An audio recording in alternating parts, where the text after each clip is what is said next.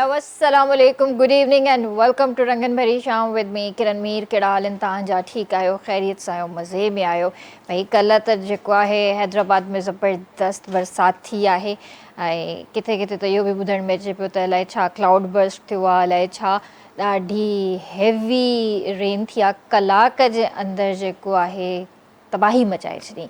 पर सुठी ॻाल्हि इहा त उतां जो जेको मेयर आहे रातो की राति में पाणी बि उन्हनि कढाए छॾियो शहर मां। किथे किथे पाणी बीठल बि आहे ऐं किथां किथां पाणी क्लियर बि थी वियो आहे। जे त कल्ह मां पंहिंजी कज़न सां ॻाल्हाए रही हुअसि, उन मूंखे इहा ई ॻाल्हि ॿुधाई चई एॾी बरसाति थी आहे जो मां ग़लती आहे कई, जो गाॾी अंदरि बीहारण जे बजाए मां गाॾी ॿाहिरि ई बीहारे छॾी, मुंहिंजी गाॾी में बि पाणी अची वियो आहे। एॾी बरसाति हुई, गलियूं फुल थी वियूं हुयूं, घरनि जे अंदरि पाणी हुयो ऐं बाक़ाइदा घर जेके आहिनि पाणी सां भरिजी विया हुया। पर अलाह साईं रहम कयो ऐं हिते बि प्रिडिक्शन्स आहिनि 15 जुलाई खां पोइ जेको आहे, इनफैक्ट 18 खां 22 जुलाई ताईं कराची में हाई अलर्ट कयो वियो आहे ऐं ॿुधण में इहो ई थो अचे त हेवी रेन्स थींदियूं। पर दुआ इहा ई आहे त जॾहिं बि बरसाति थिए अलाह साईं ख़ैर ऐं सलामती वारी बरसाति करे, रहमत वारी बरसाति थिए। उन खां अलावा मां तव्हांखे ॿुधाइणु चाहींदसि त काफ़ी टाइम खां स्क्रीन तां ग़ाइबु आहिनि ऐं अक्सर करे इतफ़ाक़ सां उन्हनि जी का न का पोस्ट मूंखे नज़र अची वेंदी आहे। पाकिस्तान जी ॾाढी ख़ूबसूरत ऐं टैलेंटेड आर्टिस्ट जंहिंजी शुरूआति KTN मां थी ऐं सनम स्मॉल रूम हिकिड़ो प्रोग्राम कंदियूं हुयूं जॾहिं इलाही उन्हनि जी एज नंढी हुई ऐं उन टाइम जेको आहे उनखे इलाही मोट मिली। उन खां पोइ वरी जेको आहे हुननि उर्दू ड्रामाज़ जी तरफ़ रुख़ कयो ऐं जंहिं टाइम उर्दू ड्रामाज़ में कमु कंदियूं हुयूं त हुननि पोयां मुड़ी न ॾिठो ऐं माशाअल्लाह सां अॼु हिकिड़ी सुठी हेल्दी ऐं सक्सेसफुल मैरिड लाइफ गुज़ारे रहियूं आहिनि। सनम बलोच जी अॼु बर्थडे आहे। Many many happy returns of the day. ऐं मुंहिंजी ख़ुशकिस्मती इहा आहे त मां सनम सां गॾु हिकिड़ो प्रोजेक्ट बि कयो हो कंहिं टाइम में। ॾाढी जॉली छोकिरी आहे, ॾाढी प्यारी आहे बाय नेचर, अॼु बि यादि कंदा आहियूं ऐं स्क्रीन खे न अॼु बि सनम बलोच जी ज़रूरत आहे। त मां चाहींदमि त सनम ॿीहर अचो ऐं पंहिंजी एक्टिंग जा जौहर असांखे लाज़मी ॾेखारियो। सो व्यूअर्स, असां सां गॾु अॼु जेको आहे असांजी प्यारी भेण जेका आर्टिस्ट बि आहे ऐं एडवोकेट हाई कोर्ट नूर अरब सोलंकी असां सां गॾु मौजूदु आहिनि। उन खां अलावा नदीम अहमद मंगी साहब असां सां गॾु मौजूदु आहिनि, advocate high court formal joint secretary Karachi bar association. उन खां अलावा शेर ख़ान असां सां गॾु मौजूदु आहे जेको पाकिस्तान हैवीवेट चैंपियन आहे। सो सभिनीनि खे भली कार कंदासीं। अस्सलाम वालेकुम। अस्सलाम वालेकुम। कीअं आहियो नूर? ठीकु आहियो? करम अल्लाह जा एहसान, तव्हां ॿुधायो? अल्हम्दुलिल्लाह मां बिल्कुलु ठीकु आहियां। अलाए छो मां ॻाल्हाईंदे ॻाल्हाईंदे ॾाढो जेको आहे फील पई कयां त मुंहिंजो शायदि आवाज़ टेम्पो थोरो हाई थी वियो। न डबलिंग पई थिए शायदि। अच्छा, थी सघे थो इनजे करे। ॿियो ॿुधायो कीअं आहियो? ठीकु आहियो? तबियत सही आहे तव्हांजी? बिल्कुलु ठीकु ठाक। इहो ॿुधायो त भई माशाअल्लाह सां तव्हां ज़ियारतूं करे आया आहियो ऐं अकेले अकेले हलिया विया, असांखे ॿुधायव बि न।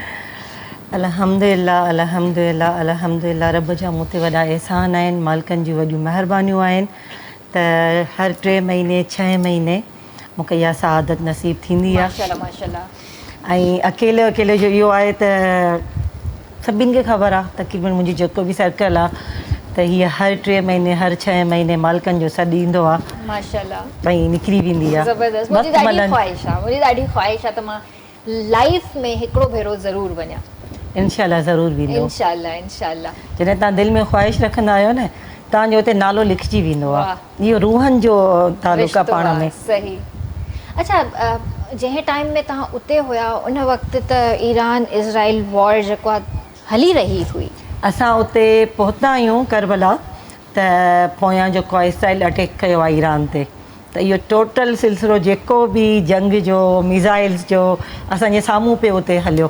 पर एक्चुअली छा हुयो जो थोरी डिटेल में ॿुधाइणु चाहियां पई त असां जिते हुयासीं करबला में या सामरा थियो या जेको आहे नजफ़ थियो कास में, उते ज़ाइरीन ताईं हू इहे ॻाल्हियूं न पिया पहुचणु ॾियनि। असांखे इहे शयूं ख़बर पियूं पवनि व्हाट्सअप ते पाकिस्तान मां, फैमिली तरफ़ां, फैमिली फ्रेंड्स, असांजा कुलीग्स उन्हनि तरफ़ां।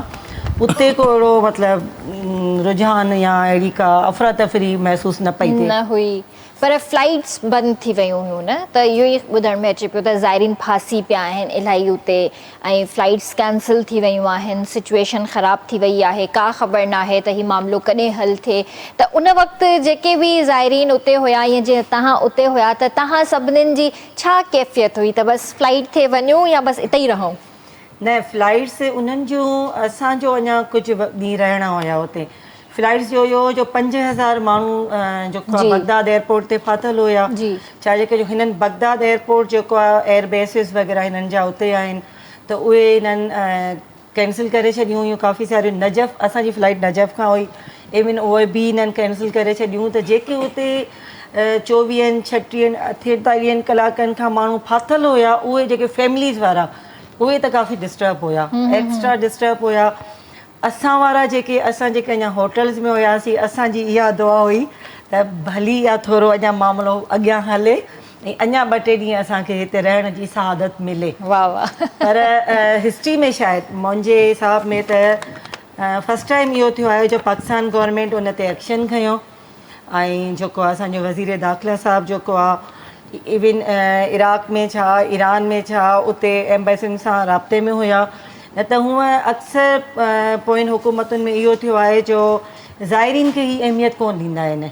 ज़ाइरीन खे ई असांजो जेको मख़सूस हिकिड़ो तबिको आहे या हिकिड़ो फ़िरक़ो आहे, जेको बि जंहिंखे जेको बि सम्झे भला, उन्हनि खे ई थोरो चवंदा आहिनि बाबा ही पंहिंजी मर्ज़ी सां विया, पाण वञी ॾिसनि। पर ही फस्ट टाइम थियो आहे त जेको आहे गवर्नमेंट इन्वॉल्व थी आहे, एम्बेसी थ्रू असांखे उते एम्बेसी जे माण्हुनि कॉन्टेक्ट कयो आहे। एक्चुअली मुंहिंजी धीउ बि तव्हांखे मां पहिरियां ॿुधायो त ईरान में पढ़ंदी हुई, त उन जे यूनिवर्सिटी जे भरिसां तेहरान में बि मिज़ाइल किरियो हुयो। त मुंहिंजी बेबी त मां कुझु वक़्तु पहिरियां इन अटैक्स जे करे घुराए छॾी हुई, पर उन जी काफ़ी सारियूं फ्रेंड्स उते हुयूं। त उहे मूंखे ॿुधाइनि पियूं त ममा जेको आहे असांजे तेहरान अलज़ेरा इंटरनेशनल यूनिवर्सिटी जे बिल्कुलु कॉरिडोर में अची मिज़ाइल जो धमाका ऐं जेके अची उते अफ़रा तफ़री मची वई थी। फस्ट टाइम असांखे पाकिस्तान एम्बेसी उतां कढियो आहे अची करे छोकिरियुनि खे। काफ़ी छोकिरियुनि जा पासपोर्ट बि कोन हुया, छा करे यूनिवर्सिटी वटि हूंदा आहिनि, ऐं उन्हनि खे एम्बेसी उते इलाही सपोर्ट कई आहे। उन्हनि खे उते पंहिंजी पाकिस्तान एम्बेसियुनि में उन्हनि खे फैसिलिटीज़ ॾिनियूं वयूं आहिनि ऐं फ्री ऑफ कॉस्ट उन्हनि खे पाकिस्तान पहुचायो वियो आहे। ज़बरदस्त, अल्लाह साईं बसि रहम कयो ऐं ख़ैर ख़ैरियत सां हू सभु पंहिंजे घर वापसि आया। असां बि उन वक़्तु इहा ई दुआ करे रहिया हुआसीं त जेके बि ज़ाइरीन आहिनि ख़ैर ख़ैरियत सां पंहिंजे घरनि में मोटनि, वापसि अचनि पंहिंजे प्यारनि ॾे, छो जो इलाही माण्हू उते फासी पिया हुया ऐं हर वक़्तु असांजी दुआ इहा ई हुई। अच्छा, मूंखे बिल्कुलु बि आइडिया न हुयो त तव्हां बि उन वक़्तु उते हुया, पर दुआउनि में ज़ाहिर आहे सभई शामिल आहे त ऑटोमेटिक तव्हां बि अची विया। बिल्कुलु बिल्कुलु। एक्चुअली ही त असां त इराक़ में हुयासीं। इराक़ में जंगी सूरत असां त जॾहिं खां ॼाया आहियूं त इराक़ में त जंगी सूरत हाल ॾिठी वई आहे। त उतां जा माण्हू त हाणे यूज़ टू थी विया आहिनि, आदी थी विया आहिनि। हुननि लाइ हाणे इहे बम मिज़ाइल, एक्चुअली असां जॾहिं हितां घर खां ई निकिरंदा आहियूं न, त असां शौक़ी शहादत खणी निकिरंदा आहियूं। असां वाहिद मतिलबु हिकिड़ो मतिलबु वाहिद छा चऊं, असां में काफ़ी सारा माण्हू हूंदा, मुस्लमाननि जी त उहा ई शहादत जी ख़्वाहिश हूंदी आहे। त असां जॾहिं बि करबला वेंदा आहियूं न, त पंहिंजे लाइ कफ़न ज़रूरु वठी ईंदा आहियूं। त जेके पंहिंजे लाइ हथनि सां पाण कफ़न वठी अचनि, उन्हनि खे शहादत नसीब थिए त उन्हनि खे छाजो डपु। सुभान अल्लाह, हक़ीक़त ॻाल्हि आहे। अस्सलाम वालेकुम सर, कहिड़ा हाल आहिनि तव्हांजा? वालेकुम अस्सलाम। ठीकु आहियो, तबियत सही आहे? अल्लाह एहसान, तव्हांजी महिरबानी, तव्हां असांखे यादि कंदा आहियो, तव्हां घुरायो, तव्हांजी पूरी टीम जी तव्हांजी महिरबानी जो तव्हां टाइम ॾिनो, तव्हां आया आहियो। ऐं मूंखे नूर खां ई ख़बर पई हुई त तव्हां बि उते ई हुया ज़ियारतुनि ते। जी, मां बि कल्ह वापसि आयो आहियां, कल्ह सुबुह मुंहिंजी फ्लाइट ई मां आयो हुयुमि। सही, त तव्हांजी फ्लाइट डिले थी वई या तव्हां पाण? असांजी टाइम सां हुई, असां विया हुआसीं तक़रीबन 4 मुहर्रम ते वियासीं, त 10 मुहर्रम उते कईसीं, 12 मुहर्रम ते असां करबला में वियासीं, उन खां पोइ 3 ॾींहं नजफ़ में वियासीं मौला अली इस्लाम जे रोज़े ते, उन खां पोइ काज़मेन सामरा। कल्ह असांजी सुबुह जी फ्लाइट हुई। सही, छा सूरत हाल ॾिठी तव्हां उते? हींअर त ओवरऑल बहितर आहे, हुते अहिड़ो को मसइलो न आहे। विच में जेके ॾींहं अधी ॿुधाए पई त हालात ख़राबु हुया ऐं माण्हू कुझु परेशान हुआ, पर हिन दफ़े जेकर असां वियासीं त हर माण्हू पंहिंजी आज़ादारी में, सवाइ इमाम हुसैन जे ग़म जे माण्हुनि खे ॿी का शइ यादि न हुई। यादि ई न हुई। सही ॻाल्हि आहे, बिल्कुलु सही ॻाल्हि आहे। माण्हू वञे थो अहिड़े पार त वाक़ई यही शयूं यादि रहिजी वञनि थियूं, ॿियो त पोयां कुझु बि यादि नथो रहे पियो। पर माशाल्लाह चवां थी लकी आहियो तव्हां वञो था दुआ कयो मां बि वञा। उहो दर इमाम हुसैन उहो दर आहे जिते सिर्फ़ु मुस्लमान न, चवंदा आहिनि हर कोई तो अचे, इंसान को बेदार तो हो लेने दो, हर कौम पुकारेगी हमारे है हुसैन। त इमाम हुसैन सिर्फ़ु मुस्लमाननि जो न आहे, असांखे उते ईसाई मिलिया जेके इमाम जी ज़ियारत ते अचनि पिया, असांखे यहूदी मिलिया, हिंदू मिलिया, पंडित हुया उहे मिलिया, त हर माण्हू अचे थो। ॾिसो इंसान जो आहे इमाम हुसैन इंसानियत जो आहे, मुस्लमान जो न आहे इमाम हुसैन। इमाम हुसैन इंसानियत जो आहे ऐं उन ई इंसानियत जो दर्स ॾिनो आहे जेको असां में हींअर तमीज़ आहे, भेण छा आहे, माउ छा आहे, रिश्तनि जी तमीज़, अदब, एहतराम, उहो सेखारियो आहे इमाम हुसैन सां। सही ॻाल्हि आहे, बिल्कुलु सही ॻाल्हि। त उहा वाहिद हस्ती आहे जंहिंजे करे काइनात हले पई ऐं जवान जन्नत जो सरदार आहे। बिल्कुलु, सुभान अल्लाह सुभान अल्लाह। असां सां गॾु शेर ख़ान भी तो मौजूद आहिनि। अस्सलाम वालेकुम सर। वालेकुम अस्सलाम वरहमतुल्लाह। कैसे हैं आप? अल्हम्दुलिल्लाह ठीक हैं आप? और सबसे पहले तो ये बताइए कि ये बेल्ट जो आपके शोल्डर पर है तो ये आपको कब मिला?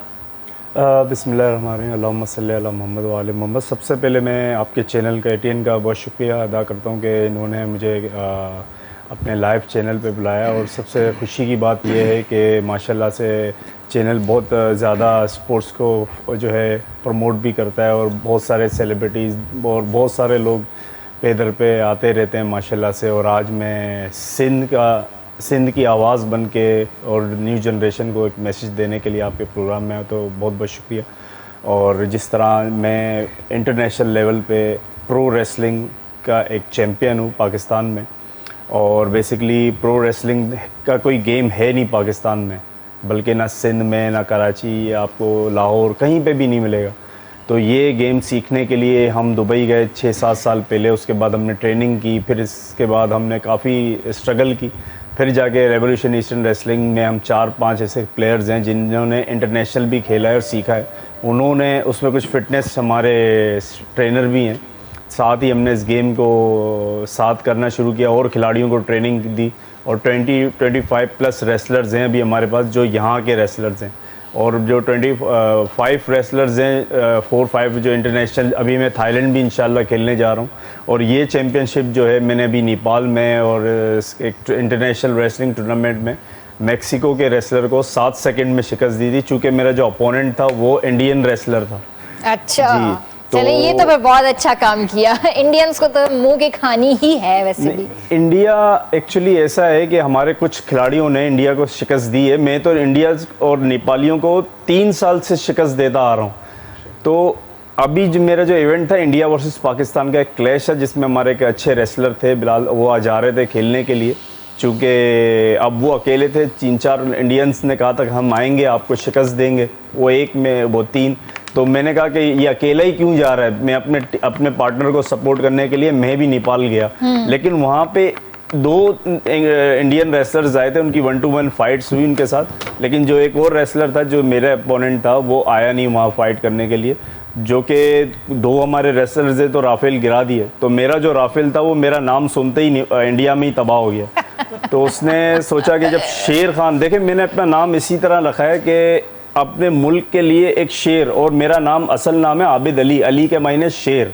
तो शुक्र अल्हम्दुलिल्लाह मैं जब अपने मेरा इस नाम से, इस जो मेरा असल नाम है ना, ये एक कहते हैं ना कि इसी से मिल गई है मुझे, अल्लाह ने जो इज़्ज़त दे दी है। तो मैं शुक्र अल्हम्दुलिल्लाह कहता हूँ कि जब मैं कहीं भी अपना कदम रखता हूँ तो अल्लाह पाक जो है वो दुश्मनों को रेज़ा कर देता है अपनी कुदरत से। तो जो इंडियंस थे वो ऑटोमेटिकली झूठे भी होते हैं, चीटर भी होते हैं, और वो धोखे भी करते हैं, जिस तरह आपने सिलसिला देखा था राफेल वगैरह सारी चीज़ें। तो वो आया नहीं, मेरा अपोनेंट सुनते ही जो है वो कह रहा है भाई शेर खान से तो लड़ूंगा नहीं, क्योंकि वो तो रिंग के अंदर जो है ना पता नहीं क्या कर देगा, बेहोश कर दे ये वो। तो जो मेरा गुस्सा था वो वहाँ पे, मेरा जो नेक्स्ट इवेंट था थाईलैंड में, तो मेक्सिको का रेसलर वहाँ ऑलरेडी आया हुआ था। तो उसने कहा मैं आपसे यहीं फ़ाइट करूँगा। मैंने कहा ठीक है।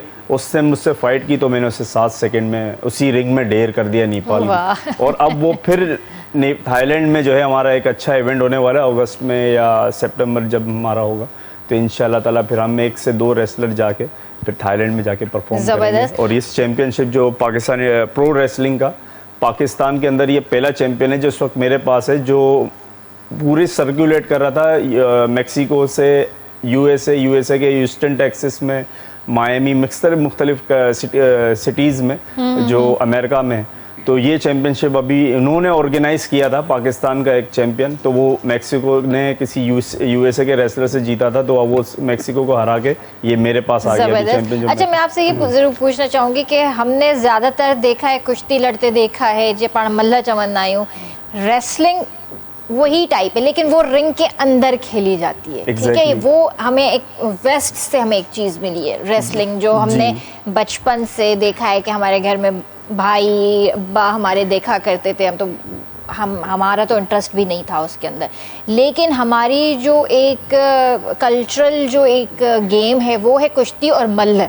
ठीक है ना, तो ये उससे मिलती जुलती है, लेकिन इसके अंदर डिफरेंस क्या है? देखें, ये जो हमारी मल्ल है ना, जिसको आप कहते हैं मल्ल कुश्ती, ये बेसिकली जापान की गेम है जो सुमो रेसलिंग कहलाती है। जो दो आपस में पहलवान होते हैं, आपस में खड़े होते हैं, उनकी जो कमर अगर ज़मीन पे लग जाए तो उसका एक पॉइंट कहलाता है, जो सेम मल कहलाती है, कुश्ती कहलाती है, जिसको सलमान खान की एक मूवी आई थी सुल्तान और दंगल, एक मूवी आई थी आमिर खान की, जिसमें सेम इस चीज़ को रिप्रेजेंट किया था। आज तक प्रो रेसलिंग के ऊपर ना किसी इंडियन ने मूवी बनाई है, ना कभी कोई पाकिस्तान ने इस चीज़ को बनाया, ना कभी, हाँ अमेरिकन से काफ़ी चीज़ों को रिसर्च किया है, इस चीज़ को, इस पर मूवीज़ भी बनाई हैं, लेकिन ये थोड़ा सा चेंज है। प्रो रेसलिंग गेम होती है, उसके लिए बाकायदा रिंग की नीड होती है, रिंग प्रोवाइड किया जाता है, जो उसकी एक अलग, एक बॉक्सिंग रिंग कहलाती है, एक wrestling ring. Pro wrestling ring बिल्कुल डिफरेंट होती है। तो उसमें जिस तरह आपने WWE में देखा होगा, ये आज से काफ़ी साल हो गए इसको, मैं तो तकरीबन 3 साल की उम्र थी। चलिए इस बात पे आपसे डिस्कस करते हैं, प्रो रेसलिंग क्या है और रेसलिंग क्या है, डिफरेंसेस क्या हैं, वो इस बात पे हम बात करते हैं। यहाँ पे ब्रेक का वक्त हुआ जी व्यूअर्स, वक्त है ब्रेक जो काले नमन जो जल्दी हाजिर था।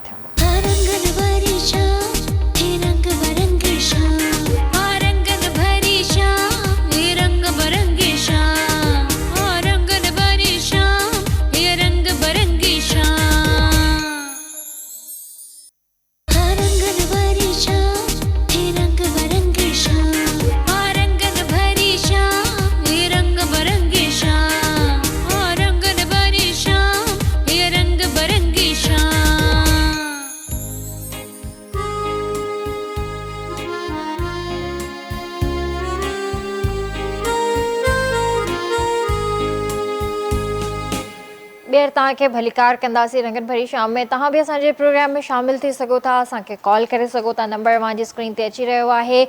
सो जल्दी सां पंहिंजा मोबाइल्स खणो ऐं असांखे कॉल कयो। जेकॾहिं तव्हांखे नूर सां ॻाल्हाइणो त उन्हनि सां बि ॻाल्हाए सघो था, एडवोकेट साहब सां ॻाल्हाइणो त उन्हनि सां बि ॻाल्हाए सघो था। ऐं जेकॾहिं तव्हांखे पाण खे अगरि रेसलिंग सिखण जो या खेॾण जो शौक़ु आहे त शेर ख़ान तव्हांखे टिप्स सुठा ॾेई सघनि था, त कीअं मतिलबु तव्हांखे हेल्दी थियणो आहे ऐं कीअं हिन जेको आहे हिसो वठी सघो था ऐं कीअं सिखी सघो था। अच्छा, मूंखे अदी तव्हां इहो ॿुधायो त जीअं असांजा आर्टिस्ट आहिनि, तव्हां बि माशाल्लाह पाण आर्टिस्ट आहियो, आर्टिस्ट जॾहिं कमु कंदो रहंदो आहे, चवंदा त परे खां नज़र ईंदो आहे, हिकिड़ो सितारो अलॻि ई नज़र ईंदो आहे। जॾहिं उहो कमु कंदो रहंदो 100% जॾहिं पंहिंजो ॾींदो आहे, स्क्रीन ते नज़र ईंदो आहे त सभिनीनि खे यादि बि हूंदो आहे। वरी जॾहिं हू सफ़ा फील्ड खां हटी थो वञे, पंहिंजे घर वेही थो रहे त कंहिंखे यादि बि न हूंदो आहे। किनारा कशी छो कंदा आहिनि? सफ़ा मतिलबु गुमनाम वारी ज़िंदगी आर्टिस्ट छो था गुज़ारनि अॼुकल्ह? मायूस थी करे। छाजी मायूसी? छा आहे जो ही शोबिस जी दुनिया जेकी आहे न, हिकु चमकंदड़ सितारो आहे। ठीकु आहे, असां हमेशह हिकु मतिलबु शो ऑफ वारी लाइफ गुज़ारियूं था हिते, ऐं चमकंदा रहूं दावतुनि में, मतिलबु ख़ुशियुनि में। मगर हिकु हर इंसान जे ज़िंदगी में कुझु वक़्तु अहिड़ो अची वेंदो आहे, कुझु हालात अहिड़ा अची वेंदा आहिनि फैमिली तरफ़ां, हस्बैंड तरफ़ां, ॿारनि तरफ़ां, त उन में असांखे मजबूरनि जेकी आहे पंहिंजी हीअ लाइफ खां थोरो हटी करे ज़िंदगी गुज़ारणी पवंदी आहे। ऐं असां आर्टिस्ट वाहिद उहो इंसान आहियूं जेके एक्स्ट्रा हसास हूंदा आहियूं। ऐं हीअ असांजी जेकी दुनिया आहे न शोबिज़ वारी, इहा असांखे फैमिलियुनि खां वधीक प्यारी हूंदी आहे। हिते असांखे मतिलबु रिश्तो कोन ठाहींदा आहियूं, पर न चाहींदे करे बि सभु रिश्ता मिली वेंदा आहिनि।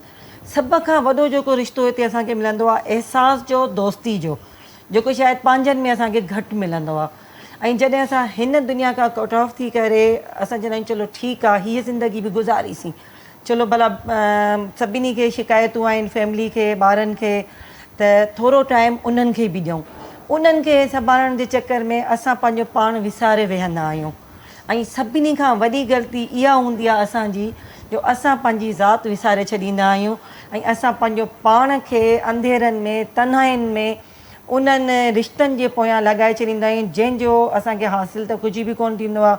हर को असांखे टाइम वठी पंहिंजी ज़िंदगी में मसरूफ़ थी वेंदो आहे ऐं असांजे सिर्फ़ु तन्हाई बचंदी आहे। पर इहो ग़लति न आहे, मतिलबु असां इन शइ खे एॾो हावी पंहिंजे मथां करे था छॾियूं पिया जो असां पोइ उन शइ खां सवाइ रही नथा सघूं। हाणे ज़ाहिर आहे तव्हां माशाल्लाह वकील आहियो, तव्हां वकालत कयो था, तव्हांजा ॿार बि आहिनि, फैमिली बि आहे, कॾहिं कमु कयो था कॾहिं न कयो था, मुंहिंजे ख़्याल में हाणे त सफ़ा कोन था कयो पिया।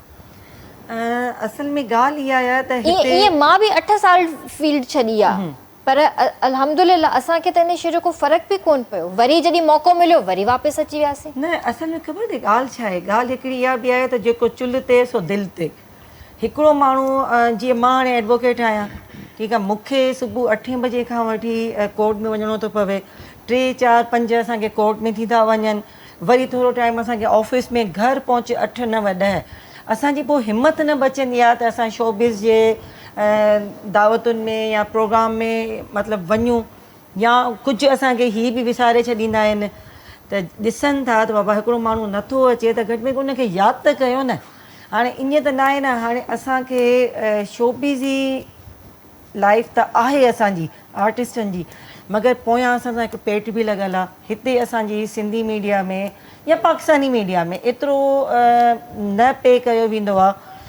असांजा तक़रीबन आर्टिस्ट वग़ैरह साइड बिज़नेस सभिनि जा आहिनि, पूरे वर्ल्ड में बि आहिनि ख़ैर, पर पाकिस्तान में असांखे एनी हाउ जाखोर करणी थी पवे, त वधीक करणी थी पवे।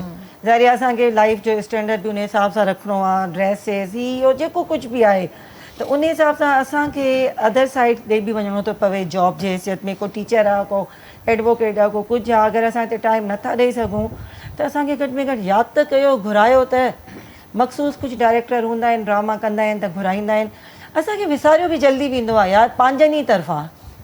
त मुंहिंजी त रिक्वेस्ट आहे भई जेके डायरेक्टर कमु कयो था त अगरि 5 महीने 6 महीने यादि कयो त असांखे बि लॻंदो त असां बि ज़िंदा आहियूं। पर मुंहिंजी सोच डिफरेंट आहे, तव्हांजी डिफरेंट सोच आहे, हर इंसान जी ईअं अलॻि सोच हूंदी आहे। मां जेको सोचां थी, मां इहो थी सोचां त हलो ठीकु आहे, जेकॾहिं तव्हां एतिरे अरसे जे लाइ मीडिया खां हटी बि विया आहियो त पंहिंजो पाण खे गुमनाम वारे रस्ते ते न आणियो।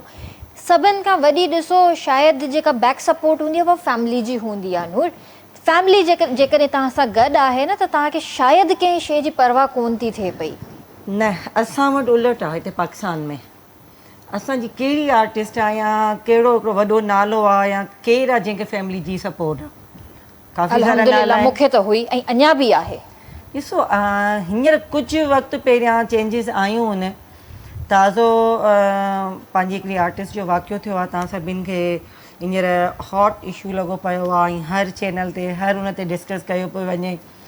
ऐं असांजे सिंधी आर्टिस्ट बि काफ़ी सारा आहिनि। अदा एजाज़ बोड़ो, उनजी डेड बॉडी बि ईअं पंहिंजे फ्लैट ते ई। असलम ऐं अदा जे रऊफ़ कंदड़ जो इलाही वेझो दोस्त हो, हिक ॿिए खे उन्हनि चयो त यार 2 ॾींहं थी विया आहिनि, एजाज़ जो फ़ोन बंदि आहे। हिकदमि एजाज़ जे फ्लैट ते वञी पहुता ऐं उनजो जेको आहे न दरवाज़ो वञनि त एजाज़ जी बेड खां डेड बॉडी पई। केतिरा पंहिंजा ॿिया आर्टिस्ट आहिनि। ऐं ईअं हाणे मां कल्ह 3 ॾींहं KTN जी पंहिंजे रिपोर्टर मल्हार जी रिपोर्ट पे पढ़ा त कैसर नक़वी साहिबा काफ़ी अरसे खां बीमारी ऐं उन खां पोइ काफ़ी अरसो गुम थी वई आहे, त उनजी का ख़बरचार कोन्हे। त हाणे अचूं था फैमिली सपोर्ट ते, त इन में हाणे ताज़ो ई ॾिसो इलाही असां जेकी रोशनियुनि जी दुनिया आहे न, आम दुनिया खां इलाही चेंज आहे। ऐं मेरा वारे केस में तव्हांखे ॾिठो हूंदो त फादर भाउ खे फ़ोन वई त हुन चयो त बाबा मुंहिंजे बाबा खे फ़ोन कयो। फादर डेड बॉडी वठण खां इनकार करे छॾियो। असांखे हिते हिन लाइन खे, हिन शोबे खे अञा उहा इज़त ऐं हैसियत काफ़ी फैमिलियुनि में नाहे हासिल थी सघी। त मेन माण्हुनि जी जेको बैकवर्ड सोच आहे न, उन में मां अञा ताईं बि एडवोकेट आहियां। जॾहिं शुरू में मां जॉइन कयो हुयो, मुंहिंजो 2010 में मां कराची बार जॉइन कयो, त हाणे अलहमदिल्ला 15 साल थी विया आहिनि।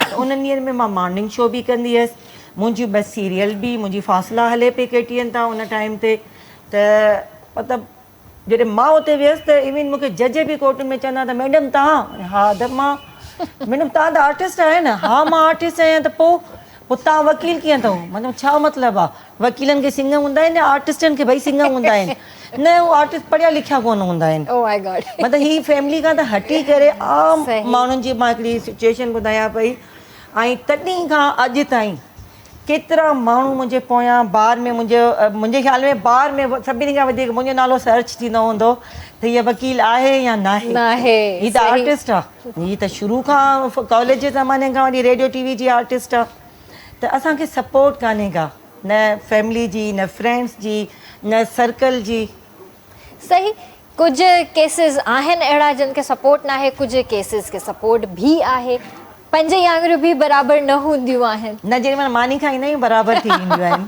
न जॾहिं खोलींदा आहियो त पोइ बराबरि कोन हूंदियूं आहिनि ख़ैर हर कंहिंजो पंहिंजो पंहिंजो हिकिड़ो पर्सनल परसेप्शन थी थो सघे पियो शेर खान जी तरफ हलूं था आपका नाम बड़ा प्यारा है माशाल्लाह शेर खान अच्छा एक कॉल ले लेते हैं यहाँ पे हेलो अस्सलाम वालेकुम वालेकुम सलाम जी भाउ केरु पियो ॻाल्हाए अब्दुल अज़ीज़ जखरानी कंदकोट खां ॻाल्हायां थो जी भाउ कहिड़ा हाल आहिनि तव्हांजा ठीकु आहियो अलहमदुलिल्लाह तव्हां ख़ैर ख़ुशि आहियो ख़ैर अल्हम्दुलिल्लाह बिल्कुलु ठीकु ठाक छा चवणु चाहींदव असां इन बारे में चऊं था त जेको वाक़ियो थियो अदाकारा जेका डेड बॉडी मिली हो जी कराची में जी इन जो इहो ॾाढो ॾुखियो वाक़ियो आयो आहे इन में इंसान जेको आहे सो वालदेन जे बारे में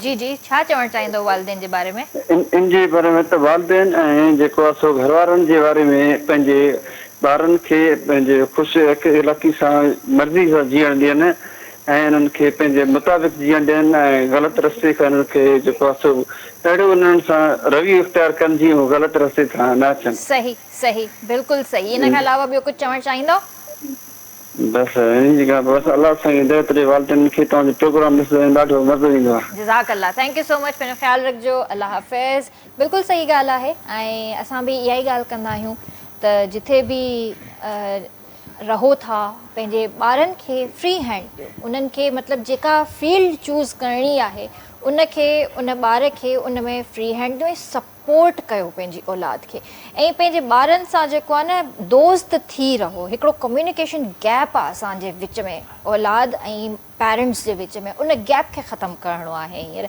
इन टॉपिक ते मां तव्हां सां मां इन ॻाल्हाईंदमि में जी जी हिकिड़ी मौलानी इस्लाम जो कॉल आहे त अगरि जी। जेको तव्हांजो औलाद आहे त जीअं पैदा थिए थो 7 साल ताईं तव्हां हुनखे बादशाह करे रखो 7 खां 14 साल ताईं तव्हां हुनखे ग़ुलाम करे रखो 14 खां पोइ हुनखे वज़ीर करे रखो 3 शयूं जीअं नंढो ॿार आहे तव्हां हुनखे छॾे ॾियो घुमणु फिरणु ॾियो जेका हुनजी एज आहे पढ़णु लिखणु तव्हां हुन ते सख़्ती कयो हुनखे सुठे तरीक़े सां पढ़ायो जॾहिं हू 14 साल जो थिए पोइ हुनखे तव्हां पंहिंजो वज़ीर कयो वज़ीर जो मक़सदु तव्हां पाण हुन सां गॾु खणो बिल्कुलु हुन सां डिस्कस कयो हर इशू ते ॻाल्हायो हर मामलात ते तव्हां हुन सां गॾु हुजो जेके तव्हां गॾु हूंदो पंहिंजे औलाद खे तव्हां मौक़ो ॾींदो तव्हां सां फ्री बि हूंदो तव्हां सां हर शइ शेयर कंदो त बाबा बुरो छा आहे सुठो छा आहे उहो कंदो हिते असां वटि छा मसइलो आहे त वालदेन सख़्तु थी था वञनि पंहिंजे औलाद लाइ पोइ जॾहिं औलाद खे ख़बर बि आहे त हाणे मूंसां को बुरो थिए थो चवंदो बाबे खे ॿुधाईंदो बाबो विढ़ंदो अम्मा खे ॿुधाईंदुसि विढ़ंदो मूंखे घर मां कढी छॾींदा इन करे हू मुआशिरे में पोइ उहे पंहिंजे मथां सख़्तियूं बर्दाश्त करे थो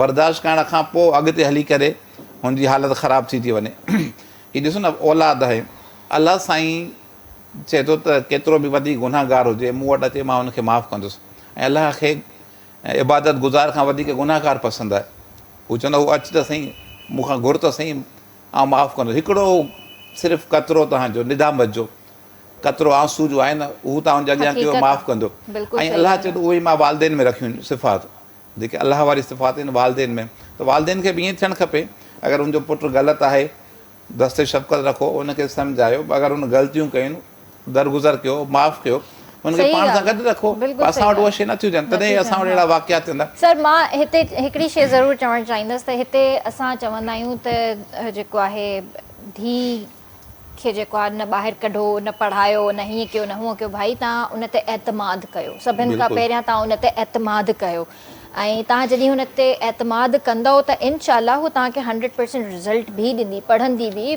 तव्हांजो नालो बि रोशन कंदी। पर तरबियत जी जॾहिं ॻाल्हि अचे थी न, त हींअर तव्हां धीउ खां वधीक पंहिंजे पुट जी तरबियत ते ध्यानु ॾियो। बिल्कुलु करणु खपे। ॾाढी ज़रूरत आहे अॼु जे दौर में त तव्हां पंहिंजे पुट जी तरबियत कयो, छो जो हू जॾहिं ॿाहिरि निकिरे थो न त हू विसारे थो छॾे त हू इंसान आहे या जानवर आहे।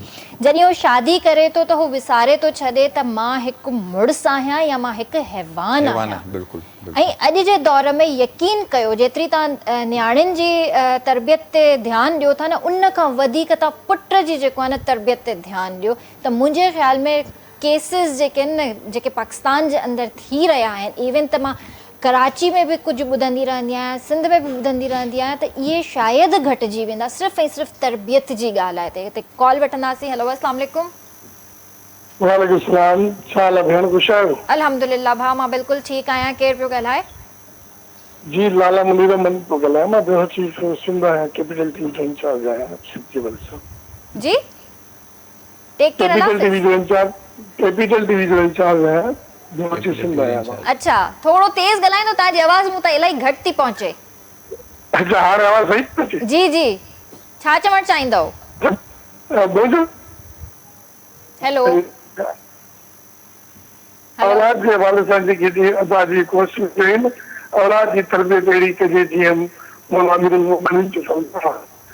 भाउ तव्हांजी आवाज़, सॉरी मूंखे सफ़ा तव्हांजी आवाज़ नथी सम्झ में अचे। हिकिड़ो टीवी जो ब्रेक आवाज़ बि बंदि थिए थी, तव्हांजी आवाज़ प्रॉपर सिग्नल में अचे असांखे कॉल कयो, वॾी महिरबानी।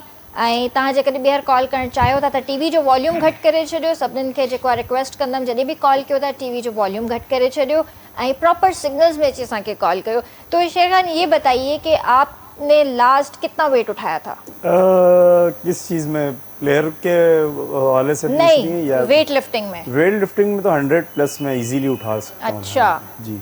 और अभी जो आप गेम्स वगैरह खेलते हैं तो वो कितना वेट होता होगा उनका? उसमें अभी 100 प्लस ही तकरीबन वेट होते हैं। सही। अभी तक कोई ऐसा रेसलर WWE का मेरे साथ जिस तरह मुझे ऐसा लगे कि हाँ यार, इसके लिए मुझे अभी ऐसी मेहनत करनी है कि मुझे इसको हराना है, तो उस हवाले से अभी मैंने वो ट्रेनिंग नहीं की है। मतलब जो मेरी बेसिकली जो ट्रेनिंग है जिस फील्ड से, वो मैं कर रहा हूँ और मज़ीद आगे बढ़ने की कोशिश कर रहा हूँ। हमारे बहुत सारे रेसलर्स भी कोशिश कर रहे हैं कि इंशाल्लाह ताला अभी एक प्लान यही है कि कुछ अमेरिकन रेसलर्स को पाकिस्तान बुला के इंशाल्लाह ताला उनसे कॉम्पीट करेंगे, तो मेरी इंशाल्लाह उस चीज़ पे आपका बात कितना वेट होगा? मेरा प्लस 85-90 तकरीबन है, ऊपर नीचे जाता रहता है क्योंकि मैं रहता कराची में हूँ और यहाँ पाकिस्तान का आपको हर चीज़ में मिलावट। जब मैं किसी दूसरे मुल्क जाता हूँ वहाँ पे हर चीज़ साफ़ सुथरी मिलेगी आपको, किसी चीज़ में कोई मिलावट नहीं मिलेगी। जो कि यहाँ पे आपको सिर्फ पानी ही आपकी, कहते हैं ना, या तो सेहत बनाएगा या तो सेहत ख़राब कर देगा। मैं सिर्फ इससे ज़्यादा आपको और चीज़ों की क्या मिसाल दूँ। ये सिर्फ पानी की बात करूँ, जो हम नॉर्मली पानी पीते हैं, चाहे वो फ़िल्टर वाला पानी हो चाहे ये पानी हो, दोनों ही मुनासिब नहीं है मेरे हिसाब से। सही। तो खाने पीने में आप क्या मतलब एक एहतियात करते हैं या आपको जो अच्छा लगता है आप वो खाते हैं वेट गेन करने के? नहीं, वैसे मैं कराची वाला हूँ तो जो अच्छा लगता है वो दोस्तों के साथ खाना पड़ता है, लेकिन जब कभी इवेंट करीब आता है तो उसके लिए फिर प्रॉपर बॉयल चिकन, हर चीज़ का एक टाइम होता है और उस हिसाब से लेकर चलना पड़ता है ताकि मज़ीद अगले रेसलर के अगेंस्ट मेरा स्टेमिना मजबूत हो और मेरी जो है डाइट और खाने पीने की चीज़ें ही मुझे इस काबिल बनाती हैं कि फिर मैं उसे शिकस्त देने के लिए तैयार होता हूँ पूरी तरीके से। सही। तो मतलब आपको अपने स्टेमिना को कंट्रोल करने के लिए आपको फिर वो सारी चीज़ें जो है जी, मुझे बॉयल एग्स और बॉयल चिकन, ज़्यादातर मैं फ़िश खाता हूँ। फ़िश जो है मैं खुशकिस्मत हूँ कि मैं सिंध का बच्चा हूँ और हमारे समंदर भी हमारे बिल्कुल करीब है। पूरे पाकिस्तान से लोग सिंध आते हैं माशाल्लाह से, और वर्क करने काम के लिए भी सिंध आते हैं, खाने पीने के लिए भी सिंध के अंदर आते हैं हमारे कराची। तो कहने का मकसद है, तो मैं हमारे यहाँ समंदर करीब है, मछलियाँ बड़े ज़बरदस्त शौक़ से मैं खाता हूँ। मेरा ननियाल ददियाल सारा जो है वो सी साइड की तरफ ही रहता है, तो मैं ये ज़्यादा शौक़ से खाता हूँ, जिससे मेरी ऑटोमेटिकली जो है मेरी हड्डियाँ मजबूत हो जाती हैं जब मैं इवेंट करीब होता है अल्हम्दुलिल्लाह से। और फिर जो है यही सारी चीज़ें हैं, और इसके अलावा सब्ज़ी वगैरह भी मैं शौक़ से ही खाता हूँ। ये नहीं कि वो भी नहीं खाता, वेजिटेरियन भी हूँ। जहाज़ में भी बैठा था तो एयर होस्टेस ने कहा चिकन या वेजिटेरियन, मतलब नो वेजिटेरियन, थोड़ा सा वेज का भी टेस्ट लेना चाहिए। तो इस तरह से हर चीज़ शौक़ से, लेकिन दूध वगैरह लेके उसको भी बॉयल करके पानी पीता हूँ, वो भी बॉयल करके अपना फ्रीज में रखता हूँ, ठंडा पीना होता है। ज़्यादातर चाइना और जापान के अंदर जितना भी ठंडा पानी हो वो नहीं पीते, गर्म पानी पीते हैं, क्योंकि आपकी अंदरूनी सेहत के लिए गर्म पानी वो तो सबसे ज़्यादा साइंटिफिकली भी कहा और गया है कि उससे ज्यादा स्टेमिना भी ठंडा बनता पानी है ना जी। पिए। जी, उससे स्टेमिना बनता है एकदम। जो धूप में जैसे जिस तरह की गर्मी है, लोग धूप में जैसे रमज़ानों में होता था कि अक्सर जो है तबीयत ख़राब हो जाती थी, तो एकदम फ्रिज से बोतल निकाली ठंडी पानी की पी ली, उससे और तबीयत ख़राब हो जाती है। आप जितना गर्म पानी पियेंगे आपकी सेहत भी अच्छी रहेगी, आपका स्टेमिना बनेगा, आपको भूख भी लगेगी, आप और भी खाना पीना सही खा बात है। अच्छा, सकते हैं। ट्रेनिंग के हवाले से बताइए कि आपको ये शौक कब हुआ था और कब से आप रेसलिंग लड़ रहे हैं? मुझे 3 साल की उम्र से बेसिकली शौक था, जब मैं WWE देखता था, अंडरटेकर, स्टोन कोल्ड जो है वो क्या नाम है उस वक्त, रॉक आते थे रेसलिंग में, WWF जिसको कहते थे, मैं उसमें उस दौरान मैं रेसलिंग देखता था। तो मुझे शौक उसी वक्त से था, जब मैं बॉक्सिंग भी खेलने जाता था उस रिंग में रेसलिंग खेलता था, और जो मैं मार्शल आर्ट सीखने जाता तब भी मैं रेसलिंग ही खेलता था वहाँ लड़कों के साथ, उनको बाकायदा सिखाता भी था। और मेरा एक छोटा भाई है माशाल्लाह से, वो भी मेरे साथ वहाँ रेसलिंग ही खेलता था। तो इवन कि मेरे अपने जो छोटे कज़न थे वो भी मुझसे डरते थे कि ये बॉक्सिंग नहीं खेलता, उठा के फेंकता रहता है मेरे। तो ये जर्नी थी, एक बचकाना लाइफ थी। स्कूल में भी रेसलिंग, स्कूल में हम आपस में दोस्त थे, आपस में क्लास में एक ही बेंच पे बैठते थे, आपस में रेसलिंग करते थे, लड़ते थे, दूसरे दिन फिर एक साथ चिप्स खा रहे हैं एक साथ, फिर तीसरे दिन लड़ाई, फिर चौथे दिन साथ। ये एक लाइफ थी। फिर मैंने सोचा कहाँ रेसलिंग सीखूंगा, जब मैं 2011-12 की एज में आया, जब मेरी 21 साल की एज हुई, तो मैंने कहा यहाँ तो कोई प्लेटफॉर्म है नहीं, सिर्फ मल और कुश्ती थोड़ी बहुत सिखाते हैं, वो भी बाई चांस सिर्फ हमारे अंदरूनी सिंध में सिखाते। तो मैंने कहा कहाँ सीखूँ, तो इत्तेफाक से कुछ हमारे 2 खिलाड़ी दुबई गए, उनके साथ में गया वहाँ हमने रेसलिंग सीखी, WWE के रेसलर से मिले जो कि आने शुरू हो गए थे अभी यहाँ हमारी तरफ। सही। तो फिर जाके मैंने प्रॉपर वहीं से प्रॉपर सीखा, फिर सही। यहाँ तकरीबन ठीक 7 है। इयर्स हो गए। इस बात को भी आपसे जो है बाद में डिस्कस करते हैं। वक्त हुआ है व्यूअर्स ब्रेक, जो जल्दी हाजिर था।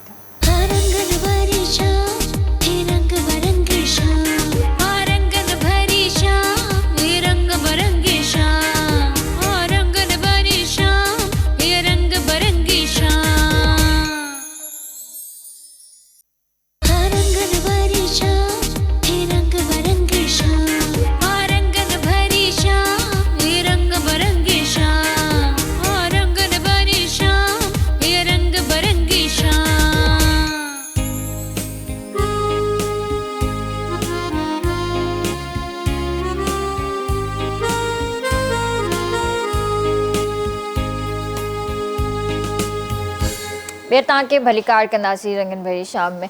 अच्छा नूर, इहो ज़रूरु असांखे ॿुधायो त असांजा जेके आर्टिस्ट आहिनि जीअं कमु नथा कनि या घर वेही था रहनि, त बदहाली जो बि शिकार थी था वञनि, त छा उन में उन्हनि खे कीअं ॿाहिरि कढिजे, ऐं छा तव्हांखे लॻे थो त सिंध गवर्नमेंट जो बि हिकिड़ो उन में रोल हुजणु घुरिजे? हालांकि मां ॿुधो बि आहे त गवर्नमेंट जी तरफ़ां इलाही फंड्स बि रखिया वेंदा आहिनि आर्टिस्टनि जे लाइ, पर आर्टिस्टनि खे ख़बर न आहे त असां उन्हनि खे अवेल कीअं कयूं। काफ़ी सारा फंड्स जेके आहिनि उहे मुस्तहक़ीन वटि नथा पहुचनि। ठीकु आहे, काफ़ी सारे आर्टिस्टनि खे ख़बर कान्हे का। जो मां सिंध फ़नकार वेलफेयर ट्रस्ट जो हिसो रही आहियां, काफ़ी वक़्तु मां हमीद भुट्टो साहिब सां गॾु कमु कयो आहे, ऐं उन हमेशह उनजी हमीद भुट्टो जी ऐं गवर्नमेंट जी हमेशह इहा जंग रही आहे त आर्टिस्टनि खे फंड्स मिलनि। केतिरनि आर्टिस्टनि खे ख़बर न आहे त मां बीमार थियां थो त मूंखे गवर्नमेंट ऑफ सिंध मुंहिंजा फंड्स उते मुक़ररु कया विया आहिनि, मूंखे एतिरा पैसा मिलंदा, या कंहिं ग़रीब आर्टिस्ट जी शादी थिए थी त इलाही थोरी रक़म आहे, पर वरी बि लख रुपया उन्हनि जे लाइ उते उनजी न्याणी जी शादी जे लाइ रखियो वियो आहे गवर्नमेंट ऑफ सिंध में। पर असांखे हिते इंडस्ट्री जो जेको आहे न दर्जो नथो ॾिनो वञे। अगरि असांखे शोबिस सिंधी ख़ासि तौर मीडिया खे शोबिस जो दर्जो ॾिनो वञे, इंडस्ट्री जो दर्जो ॾिनो वञे, ऐं असांजी हिते जेको आहे पर एपिसोड या पर सीरियल असांजी सुठो अमाउंट असांखे ॾिनो वञे।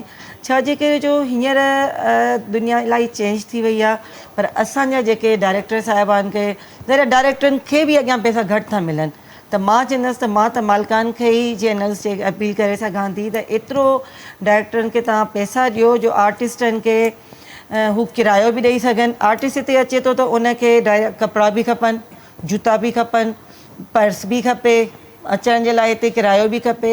जॾहिं मां KTN ते डायरेक्टर हुयसि त मुंहिंजी कोशिशि हूंदी त मुंहिंजे तक़रीबन ड्रामास में मां इंटीरियर साइड खां अदा हमीद जे रेफरेंस सां मूंखे ॿुधाईंदो अदी ग़रीब आहे ईअं। मां केतिरनि माण्हुनि खे कॉल कंदी हुयसि, हैदराबाद जा काफ़ी सारा आर्टिस्ट। मुंहिंजो सभिनी खां पहिरियां उन्हनि जो इहो जेको ईंदो त मैडम किरायो मोकिलियो। मतिलबु तॾहिं छा हूंदो, 300 रुपया 200 रुपया बि हैदराबाद कराची जो कोच जो किरायो न हो। सभिनी खां पहिरियां हुननि जी डिमांड मूंसां इहा हूंदी त मैडम असांखे 500 रुपया या इवन 300 रुपया मोकिलियो त असां रक्षा करे स्टाफ ताईं उतां खां असां हेसि ताईं पहुचूं। त हुननि वटि इलाही बदहाली जो शिकार आहिनि। हुननि वटि बिल्कुलु किराए काफ़ी सारा आर्टिस्ट जेके हितां हटी विया इन किराए जे करे, न अचण जे करे। ज़ाहिर आहे हिते जंहिं असां माहौल में रहूं था त असांखे उन हिसाब सां ड्रेसिस जीअणो बि पवे थो। सीनियर खे त चलो उन्हनि जी एतिरी परवाह कोन हूंदी आहे, उहे वीचारा हलनि था, पर उन्हनि खे उन्हनि जी दवाउनि जा पैसा कोन्हनि त किरायो हिते अचण जा पैसा छा हूंदा यार। हुननि जा सभिनी खां पहिरियां हुननि जी डिमांड इहा हूंदी आहे त घटि में घटि अगरि चैनल हुनखे घुराए थो त हुनखे हिकिड़ो चेक ॾिनो वञे हिननि त बाबा किराए जी मुद में। इवन ही जेके असांजा ही प्रोग्राम बि थियनि था न त असांखे चलो न जेके इंटीरियर साइड खां तव्हां आर्टिस्ट घुरायो था, छा मां तव्हां खां सवाल पुछां, छा उन्हनि खे तव्हां किरायो ॾींदा आहियो? छा तव्हां उन्हनि खे, हू अगरि सुबुह खां हैदराबाद मां निकिरे थो नाश्तो करे त छा तव्हां उन्हनि खे मंझंदि जी मानी ॾींदा आहियो? न ॾींदा आहियो न। कीअं ईंदो यार? पोइ चवंदो यार मां बुख ते घर में भली बुख भरम जी शाला न वञे शान, पोइ मां घर में ई चङो आहियां। सही। इन ॻाल्हि खे कंटिन्यू कयूं था। हिते मां कॉल वठणु चाहींदसि। हेलो, अस्सलाम वालेकुम। वालेकुम सलाम। जी छा हाल आहे? जी जी अल्हम्दुलिल्लाह बिल्कुलु ठीकु। केरु पियो ॻाल्हाए भाउ? अरे अल्लाह मुनीर एक जर्नलिस्ट आया साथ में आया। जी जी, छा चवणु चाहींदव? अभी हुई तो औलाद बनवा दिए साई फरमाइदा औलाद जी की बेहतरीन अंदाज में तरबियत के औलाद जो समाज जाए तो की रहे थे पढ़ने के बाद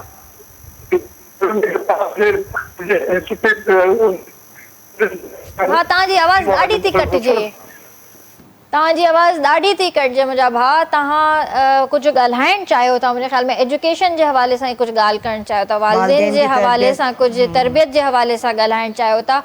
मुंहिंजे ख़्याल सां तव्हांजो सुवालु ॾाढो प्यारो हूंदो ऐं हुनजो जवाब बि इनशाला तव्हांखे सुठो ई मिलंदो, पर तव्हां प्रॉपर सिग्नल में अचो। ऐं मूंखे त सम्झ में बि कोन आयो त तव्हां कहिड़े शहर खां कॉल था कयो पिया, मूंखे इहो बि आवाज़ु सम्झ में कोन आयो। सो जिथे प्रॉपर सिग्नल अचनि उते अची तव्हां असांखे कॉल कयो। अच्छा, ये बताइए कि आपको गवर्नमेंट लेवल पे कोई सपोर्ट है या आप जो भी कुछ करें अपने मदद आप कर रहे हैं? देखें, शुरुआत में तो ऐसा था कि जब नई नई रेसलिंग स्टार्ट की थी तो मेरे तो वालिद खुद गवर्नमेंट में, लेकिन उनको भी नहीं पता था कि मैं कौन सी फील्ड में आ गया हूँ एकदम और क्या। वो तो ऐसा था कि जब मैं बचपन में रेसलिंग देखता भी था तो वो गुस्सा करते थे। फिर मैंने वो प्ले स्टेशन टाइप की कुछ गेम्स थी वो आई, PS3 PS2, उसमें फिर रेसलिंग खेलते थे। तो वो फादर जो है सारा दिन यही करते हो, पढ़ते भी नहीं हो, पढ़ाई पे भी मुझे शौक़ नहीं था क्योंकि इतना मैंने कोई मेरी ख़ास एजुकेशन भी नहीं है। और दूसरा ये कि सिर्फ रेसलिंग का शौक़ था, सिर्फ रेसलिंग। फिर जब मैं अचानक जब यहाँ इंटरनेशनल एक रेसलिंग इवेंट हुआ उसमें फिर मैंने पार्टिसिपेट किया, उसमें फिर हम ड्रीम वर्ल्ड में हमारा एक इवेंट हुआ था तो उसमें मेरे फादर को मैंने कहा आपके लिए एक सरप्राइज़ है, मेरा ही खुद इवेंट है, आप वहाँ आ जाइएगा। जब उन्होंने मुझे लाइव देखा इन द रिंग परफॉर्म करते हुए तो उन्होंने कहा बेटा मैं तो तेरा फ़ैन हो गया, तूने मुझे क्या सरप्राइज़ दे दिया। एक इंटरनेशनल रेसलर, WWE से आए हुए रेसलर रिंग के अंदर परफॉर्म कर रहे हैं, मैं उन्हीं के साथ खेल रहा हूँ रिंग के अंदर। ये पाकिस्तान अपने कराची शहर की बात है, ड्रीम वर्ल्ड रिजॉर्ट में इवेंट हुआ था। हालांकि वो इतनी रेसलिंग की कोई ज़्यादा वो नहीं है यहाँ पे स्कोप, तो इस वजह से वो ज़्यादा हाईलाइट नहीं हुआ। तो इसीलिए बस ये है कि फिर जाके 3 साल के बाद फिर हमारे सरदार बंगल खान मेहर साहब, स्पोर्ट्स मिनिस्टर साहब ने सर पे दस्ते शफ़क़त का हाथ रखा। फिर कहा शेर खान आपके लिए क्या करें। मैंने बोला सर मेरा कोई भाई नहीं है, मैं चाहता हूँ कि आप मुझे बड़ा भाई हो के मुझे अच्छा सपोर्ट करें। जब मिनिस्टर हैं, फ्रेंडली भी हैं माशाल्लाह से। फिर उन्होंने मुझे सपोर्ट किया, एक इवेंट हमारा यहाँ कराया माशाल्लाह, फिर इंटरनेशनल गया, काफ़ी बार किया। फिर उसके बाद चीफ सरदार मोहम्मद बख्श खान मेहर साहब, चीफ सरदार मोहम्मद बख्श खान मेहर साहब जिनसे मेरी मुलाकात हुई माशाल्लाह, वो स्पोर्ट्स में खुद भी एक स्पोर्ट्समैन है, क्रिकेट को भी बड़ा शौक़ से देखते हैं, पसंद भी करते हैं, प्लेयर भी हैं खुद भी माशाल्लाह से। और माशाल्लाह एक अच्छी हाई फाई पर्सनैलिटी हैं। और ख़ुद जो है मुझे जब मुलाकात हुई, मुझे पर्सनली कहा कि शेर खान आप माशाल्लाह से वो गेम खेल रहे हैं जो पाकिस्तान के बल्कि सिंध के किसी नौजवान में बल्कि है भी नहीं, और साउथ का मैं पहला इंटरनेशनल रेसलर हूँ। तो वो उस बात पे भी उन्होंने मुझे जो है वो अप्रिशिएट भी किया और मुझे कहा आपको इंटरनेशनल लेवल पे किसी भी इवेंट होंगे हम आपको सिंध गवर्नमेंट की तरफ से सपोर्ट करेंगे। तो सबसे पहले शुक्रिया चीफ सरदार साहब का। इसके अलावा हमारे जो है सैयद नासिर हुसैन शाह साहब का हमेशा से शुक्रिया अदा करता हूँ, उनका भी सर से शफ़क़त का। फिर हमारे जो है क्या नाम है बड़े अच्छे और शख्सियत जो है हमारे CM मुराद अली शाह साहब, उनका भी मैं शुक्रिया अदा करता हूँ। साथ ही जो है हमारे एक ऐसी पर्सनैलिटी है माशाल्लाह hero of the nation Bilawal Bhutto Zardari साहब, क्योंकि ये इनका एक विज़न है स्पोर्ट्स का कि जितने खिलाड़ी हैं हमारे नौजवान इनको आप सपोर्ट करें इंटरनेशनल लेवल पे। चूँकि मैं कर रहा हूँ इंडिविजुअल गेम, तो इंडिविजुअल गेम में भी हर सिर्फ स्पोर्ट्स ही नहीं, आप चाहे कल्चर में भी चले जाएं, आप किसी भी डिपार्टमेंट में सिंध गवर्नमेंट की चले जाएं, आपको हर इंडिविजुअल कंपनीज़ को गवर्नमेंट सपोर्ट करती है। इसकी मिसाल JDC भी है एक आपके सामने। तो मेहनत आप करते रहें, सिंध गवर्नमेंट आपके अच्छे टैलेंट को देख के आपको सपोर्ट करती रहेगी। और स्पेशल हमारे जो साथ ही हमारे बड़े अजीम शख्सियत है माशाल्लाह से सलीम खमीसानी साहब ये हो गए, नादिर कबूल नबील कबूल साहब हो गए, यूसुफ सेनेटर, इस्मान इंगोरो साहब जो असिस्टेंट ऑफ चीफ मिनिस्टर, ये सारे लोग हैं जो लियारी से मैं ताल्लुक़ रखता हूँ, तो लियारी के ये सरपरस्त हैं, तो ये लियारी से सपोर्ट कर रहे हैं मुझे। तो अभी मुझे ऐसा लगता है कि इंशाअल्लाह ताला मैं अब अकेले ही नहीं और भी नौजवानों को अपने साथ अपने बहुत साथ और अच्छी भी बात है, सपोर्ट करना चाहिए और स्पोर्ट्स को तो आगे लाना चाहिए। हमारे पाकिस्तान के अंदर समझे कि क्रिकेट के अलावा और कोई स्पोर्ट्स नज़र ही नहीं आता। सर तव्हां ॿुधायो तव्हांखे नज़र अचे थो? मां ॿुधायां, जेको साईं ज़िक्र कयो, लियारी वाहिद असांजो इलाइक़ो आहे जिते फुटबॉल जा बहितरीन खिलाड़ी तव्हांखे मिलंदा, सुठा बॉक्सर तव्हांखे उतां मिलंदा। हाणे बि हिकिड़ी जेका छोकिरी सूमरो हुई जेका इंटरनेशनल लेवल ते, त लियारी वाहिद असांजे कराची जो इलाइक़ो आहे, टैलेंट वॾो आहे, टैलेंट वॾो आहे। अच्छा, मां त इहो बि ॿुधो हुयो त कंहिं दौर में उते वॾा वॾा ग्राउंड्स बि हूंदा हुया। जी, वॾा फुटबॉल जा ग्राउंड्स हूंदा हुआ ऐं वॾियूं वॾियूं हस्तियूं लियारी में रहियूं। हा, असांजो चीफ जस्टिस साईं सजाद अली शाह साहब जेको सुप्रीम कोर्ट जो चीफ जस्टिस हो, उहो उते रहंदा हुया ऐं हुन वक़्त जो वाक़ई पेरिस हूंदो लियारी। लियारी वाहिद इलाइक़ो, असां बि कुझु अर्सो पहिरें रहिया हुआसीं लियारी में, त लियारी माशाल्लाह सुठो इलाइक़ो। पर हाणे बदकिस्मत लियारी जी ॾाढा हालत ख़राबु आहिनि, न उते कोई प्रॉपर कमु आहे न कुझु आहे। अच्छा, हींअर जेको लियारी वारो जेको हादसो थियो हुयो, त इहो तव्हांखे छा पियो लॻे त नेग्लिजेंस आहे या आवाम न उथी, जिन खे नोटिसिस बि ॾिना विया हुया त घर ख़ाली कयो? एक्चुअली हाउस सिंध फाइनेंस जेका आहे सिंध बिल्डिंग कंट्रोल अथॉरिटी आहे, उनजी नेग्लिजेंस आहे। हिकु त असां वटि अप्रूवल न आहे। 80 गज़ ते तव्हां हुनजो पहिरियों स्ट्रक्चर ॾिसो त बेसमेंट में केतिरो वञे थो, उनमें सॼो कहिड़ो वञे थो, चेक एंड बैलेंस न आहे। उन ते तव्हां 8-8, 10-10 मंज़िल बिल्डिंग बीहारियो था। बिल्डर जो कमु छा आहे, बिल्डर आयो, बिल्डिंग ठाही, साईं जे हैंडओवर कई, तव्हां हैंडओवर करे हलियो वियो। उनमें मटीरियल छा आहे, चेक एंड बैलेंस आहे। असांजो पुलिस अचे थी भई ठहे थो, छा आहे 50-100 रुपया वटि हलिया विया, KBC वारा कोई नक्शो न आहे, कोई प्रॉपर अप्रूवल न आहे। त असांजे मुल्क में ईअं अगरि बिल्डिंगूं रहंदियूं त अहिड़ा हादसा थींदा रहंदा। दादा उन ते त सॉरी तव्हांजी ॻाल्हि पई कटियां त 3 मंज़िला बिल्डिंग हुई, उन ते वधीक फ्लोर ठाहिया हुया। अथॉरिटी वारनि उन्हनि खे लेटर ॾिनो त बाबा मथियों फ्लोर जेको आहे उनखे तव्हां ड्राहियो ऐं पूरी बिल्डिंग लुॾे पई, इन जा पिलरनि जो कमु करायो। कुझु वक़्त खां पोइ जॾहिं बिल्डिंग किरी आहे त हाणे उहा बिल्डिंग 5 मंज़िला हुई, ठीकु आहे। जॾहिं की गवर्नमेंट उन्हनि खे लेटर्स जारी कया। ॾिसो, असां में हर शइ गवर्नमेंट जे मथां न रखी वञे, हिकिड़ी शइ लुॾे वेठी। अदा ॾिसो, तव्हां न हुयो इन वाक़े में पूरे में। असां वटि अथॉरिटीज़ ऑलरेडी मौजूदु आहिनि। अगरि बिल्डिंग लुॾे थी, मां ख़ाली नथो कयां, हूअं त तव्हां बिल्डिंगूं टोड़े वञो था न। हुन टाइम ते किथे अथॉरिटी? ॾिसो, नेग्लिजेंस अथॉरिटी जी आहे। ठीकु आहे, माण्हुनि जो कसूर पंहिंजी जॻह ते आहे, पर हिकिड़ी बिल्डिंग अगरि लुॾे थी वेठी, हूअं तव्हां पंहिंजो मटीरियल खणी करे अचे बिल्डिंगूं टोड़े था वञो, नज़ला टावर टोड़ियो था, वॾियूं वॾियूं बिल्डिंगूं टोड़ियो था। अगरि हू माण्हू न पिया ख़ाली कनि, ॾिसो इंतिज़ामिया किथे, इंतिज़ामिया जो कमु आहे न।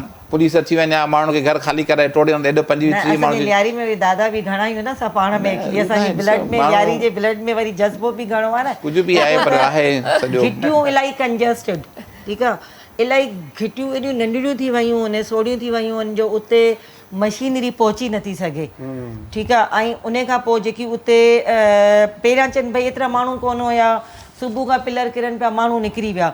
जॾहिं डेड बॉडियुनि जो सिलसिलो शुरू थियो त 17, 18, 19, 20 ते डेड बॉडी वञी 25 पहुतियूं। ताईं ॿुधायो। मशीनरी जेकी उते वई आहे त हू माण्हू उन्हनि खे रिक्वेस्ट वेठा कनि त उन वटि जेके इंस्ट्रूमेंट्स हुया त बाबा असांखे रखणु ॾियो, अगरि हिते ज़िंदा का साह आहिनि त उन में आवाज़। उते एॾो शोर शराबो, माण्हू असां त हिते मौत खे, ख़ुशी खे, टेंशन खे, बिल्डिंग हिकिड़ो इवेंट ठाहे छॾींदा आहियूं न।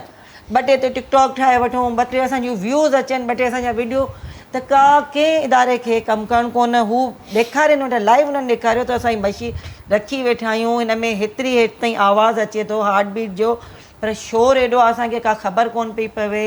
3-4 ॾींहं गुज़री विया, कंजस्टेड रस्ता, गलियूं। इंफ्रास्ट्रक्चर बि त चेंज थी वियो आहे न सॼो। जेको पहिरियां दौर में हिकिड़ो इंफ्रास्ट्रक्चर हूंदो हुयो कराची जो या लियारी जो, मेन एरियाज़ आहिनि, सदर थी वियो, लियारी थी वियो, इहे पुराणा एरियाज़ आहिनि, ओल्ड कराची आहे। त मूंखे चङी तरह यादि आहे नंढे हूंदे जॾहिं असां ईंदा हुआसीं कराची त डिफरेंट कराची हिकिड़ो मुंहिंजी ख़ाला रहंदी हुई, थोरो धुंधलो यादि आहे। असां लियारी वेंदा हुआसीं, पर अहिड़ो मतिलबु कंजस्टेड महसूसु न थींदो हुयो। वॾियूं वॾियूं बिल्डिंग्स हूंदियूं, सुठो हिकिड़ो मतिलबु एटमॉस्फेयर लॻंदो हुयो।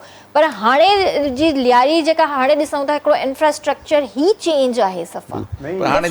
एक बात मैं आपको बताऊं, क्योंकि जो लियारी इस वक्त आप चेंज देख रही है ना, क्राउड भी देख रही है लियारी में, उसके अंदर एक तो बोरिंग का पानी जिसकी वजह से इमारतें कमज़ोर हो रही हैं। दूसरी बात यह है कि आप उस जगह जहाँ बिल्डिंग गिरी है तो वहाँ हमारे माशाल्लाह सीनियर हमाद एंडी खान साहब बड़ा काम कर रहे हैं, उन सारी टीम सिंध गवर्नमेंट की काम कर रही है। वो एक चीज़ पे फोकस कर ले कि उस जगह पे और बिल्डिंगों को भी खतरा है। सिर्फ वो 2 बिल्डिंग्स 3 जो गिरी हैं, उसको पूरी ज़मीन इस वक्त खोखली है, उस पूरी ज़मीन को इस वक्त खाली कराया जाए। चूँकि मैं ऑन ईयर कह रहा हूँ ये चीज़, क्योंकि मैं खुद लियारी से हूँ, क्योंकि हमारे आसपास की जो भी अराउंड में जो भी बिल्डिंग्स हैं, घर हैं, जो भी हैं, कुछ न्यू बिल्डिंग्स भी हैं, तो वो 1 साल के अंदर बिल्कुल डैमेज होना शुरू हो रही हैं इस वजह से, क्योंकि वो ऑलरेडी बोरिंग का पानी है जो बिल्डिंगों को नुकसान पहुंचाता है, जिससे बिल्डिंगें खोखली होती हैं। और बुनियाद के अंदर सबसे ज़्यादा पानी बुनियाद से ही आता है। तो जब बुनियादी चीज़ें, और फिर सबसे बड़ी चीज़ है बारिश। अब वो बारिश खारे पानी की है चाहे मीठे पानी की है, और बारिश जो है वो कुरान में भी अल्लाह ने फरमाई, तो हमने बारिश को कतरे की सूरत में बरसाया। अगर हम इसको बर्फ़ की सूरत में, तो आसमान के अंदर बादलों में बर्फ़ होता है, अगर हम वो बर्फ़ की सूरत में बरसाते तो तुम्हारे घर तबाह हो जाते। तो हमने आपके लिए बारिश को बारिश की तरह कतरों की सूरत में बरसती है। अब वो खारे पानी की या मीठे पानी की, हमारी बिल्डिंगें या घर जो भी लियारी में ऑलरेडी उस बोरिंग का शिकार हैं, तो वो इस तरह की बारिशों से और मजीद बिल्डिंगें गिरेंगी। ये सिर्फ लियारी में नहीं, इसके अलावा नाज़माबाद में भी गिरी हैं, इसके अलावा जो है वो लियाकताबाद में भी गिरी हैं बिल्डिंगें, मलीर की तरफ गिरी हैं बिल्डिंगें। मटीरियल ते भी ध्यान ॾियणु घुरिजे। असां जेके बिल्डर्स आहिनि, पैसा न खाओ, महिरबानी करे थोरो कम भी ईमानदारी वारो। वर्ल्ड वेदर भी त चेंज थियो आहे न, अर्थक्वेक हाणे जल्दी हाणे आफ्टर शॉक्स केॾा आया आहिनि पाकिस्तान में। 30 कराची जे अंदर एट टाइम छा थियो, मलीर जी पूरी पट्टी में हाणे जेकी इंटरनेशनल रिपोर्ट आई आहे त तव्हांजी ज़मीन हेठि पई थींदी वञे। असां फॉल्ट लाइन ते आहियूं, फॉल्ट लाइन ते आहियूं असां। ऐं केॾी महिल बि अल्लाह न करे, जेको 8 पॉइंट जो ज़लज़लो ते अर्थक्वेक अची सघे थो असां वटि। सेकेंड, असां वटि गुरबत घणी आहे। इन में गवर्नमेंट खे ॿियो न त 80 गज़ जा उन्हनि खे प्लाट या नंढड़ा घर या कंटेनर टाइप, त यार जेके माण्हू नथा घर छॾनि उन्हनि सां बि त मजबूरियूं आहिनि न। काॾे वञे एॾी आवाम वञे केॾां? माण्हू पेट मुश्किल सां पाले पियो, काॾे वठी वञनि पंहिंजा ॿार, कीअं घर छॾनि? हू चवनि था घर छॾियूं, रोडनि ते रुलूं, बहितर मरूं। उन खां वधीक अगरि मुंहिंजा बच्चा आहिनि, मुंहिंजो घर आहे, या मूंखे को ॿियो सहारो नथो मिले, छो हाणे बि जेको आहे न ख़ुदकुशी कई आहे हिकिड़ी माई वञी करे पंहिंजी ॿियनि धीअरुनि सां गॾु। कुझु ॾींहं पहिरियां मां न्यूज़ ॾिसां पई, जॾहिं हुनजे घर में बदहाली, गुरबत। कल्ह 3 ॾींहं बि हिकिड़े माण्हू पंहिंजे औलाद सां गॾु ख़ुदकुशी कई आहे वञी करे। गुरबत, पंहिंजी बुख बर्दाश्त थींदी, बच्चनि जी बुख बर्दाश्त न थींदी। हक़ीक़त ॻाल्हि आहे। अल्लाह साईं सभिनी जे हालत ते रहम करे, मरूं था त ठीकु आहे, अल्लाह साईं सभिनीनि जे हालत ते रहम करे, सभिनीनि खे अल्लाह साईं पंहिंजे हिफ़्ज़ ओ अमान में रखे। ऐं जॾहिं बि काई बि अहिड़ी सिचुएशन ॾिसो था, चाहे बिल्डिंग जी सूरत में हुजे या काई बि अहिड़ी सिचुएशन हुजे, त सभिनि खां पहिरियां जेको आहे कंहिं अहिड़ी तरफ़ वेंदा कयो जिते तव्हांखे लॻे त हिते असांखे सेफ्टी आहे, असांजे बच्चनि खे सेफ्टी आहे। तव्हां कंहिं बि शइ जो इंतज़ारु न कंदा कयो, फ़ौरन कंहिं बहितर जॻह ते पुॼण जी कोशिशि कंदा कयो ऐं इलाही सारा हेल्पलाइन जा नंबर्स आहिनि, तव्हां उन्हनि खे कॉन्टेक्ट कयो ऐं तव्हांजी मदद जे लाइ हू बिल्कुलु हाज़िर। सो वॾी महिरबानी नूर तव्हांजी भी, सर तव्हांजी भी, और आपकी भी बहुत बहुत मेहरबानी कि आप सब आए, अपना कीमती वक्त दिया। लास्ट में कोई मैसेज ॾियणु चाहींदो? जिते बि रहो ख़ुशि रहो ऐं पंहिंजे पाण सां गॾु आसपास वारनि जो बि ख़्यालु रखो। ख़ुशि रहो ऐं जीअण ॾियो। जियो बि, पर जियो ज़रूरु। जियो ज़रूरु। तव्हां जीअंदव त जीअण ॾींदव। सही, ज़बरदस्त। जी सर। सभ खां पहिरियों त असांखे सुठो इंसानु थियणु खपे ऐं इंसान जी ख़िदमत कयो, ॿिए खे बुरो भलो न चओ, पहिरियों पंहिंजे गिरेबान में ॾिसो, पोइ ॿिए खे चओ।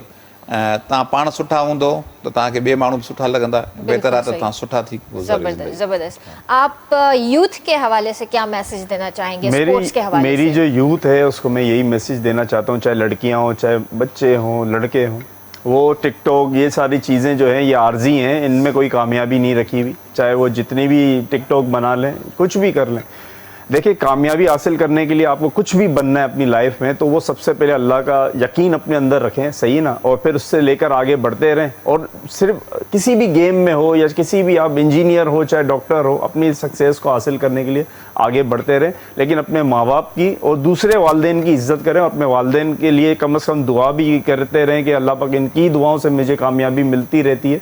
तो कोशिश करें जब कभी इंटरनेशनल सफ़र पे निकलें किसी भी कामयाबी के लिए, चाहे वो डॉक्टर के लिए आप ट्रेनिंग के लिए जा रहे हैं या किसी भी स्कॉलर के लिए बाहर जा रहे हैं, तो अपनी माँ के कदम चूम के आप जाके अपने सफ़र का आगाज़ करें। इंशाअल्लाह ताला आपको आने वाले सफ़र में ऐसी कामयाबियों से अल्लाह सरफराज करे इंशाअल्लाह। माशाल्लाह, ज़बरदस्त। थैंक यू सो मच जी व्यूअर्स। आई होप त तव्हांखे शो पसंदि आयो हूंदो।